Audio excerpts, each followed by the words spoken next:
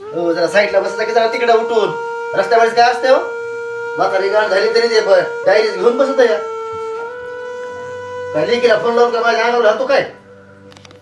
डंगर हाणल्यावर सांग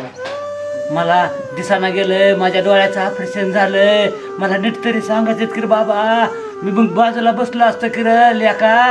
दिसाना झालंय तर मग गप बसावं की एखाद्या कोपऱ्याला कुठतरी पडून लिकीला फोन लावून का माझ्या काय ह्याच्यामध्ये काय हिशेकरी करतो काय शेतामध्ये घरामध्ये अरे डांगरिया तुझा असा वैताग आलाय का नाही एका दिवशी मुडकच मोडून टाकेल तुझं लिकीला विकीला फोन लावला तर हे ग डायरी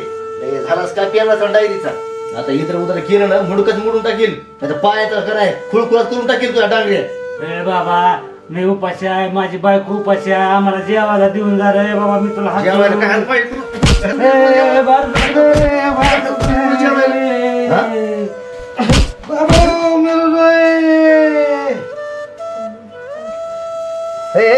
पांगली डंगरी तुला काय झालं काय करायला तिथं जेवायला ठेवलंय हाताला घेऊन खायचं ते डांगऱ्याला बी जेवायला दे लय तुला तातुळ वाटा लागले का नवऱ्याला हाणलं गेलं गे करायला लागली पांगडी कुठली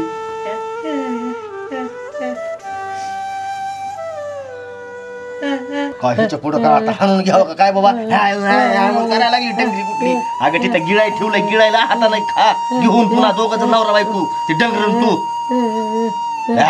करायला लागली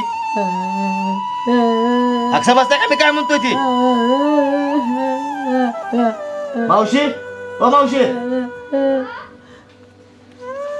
काय झालं एवढं काय नाही लागलं काय साहेबाला काय झालं का अहो मावशी कशाची आई साहेब हो त्या डंगरीला मी काय बोलतोय ना ती समजत नाही तिला खायला पिला द्या हो साहेब म्हणा की आई साहेब पांगडी म्हणा तिला पांगडी काय बोलतो ते तरी समजतंय का खरंच हो साहेब तुम्ही जाऊ पाळण्यामध्ये होतो का तुमची आई तुम्हाला बोलायची विचारायची तुम्ही ऊ करत होता तरी तुमच्या आईला कळायचं तुमचं बोलल्याला तुमचं सगळं समजून घ्यायचे तुम्हाला भाजी भाकर का तुम्हाला खायला द्यायचे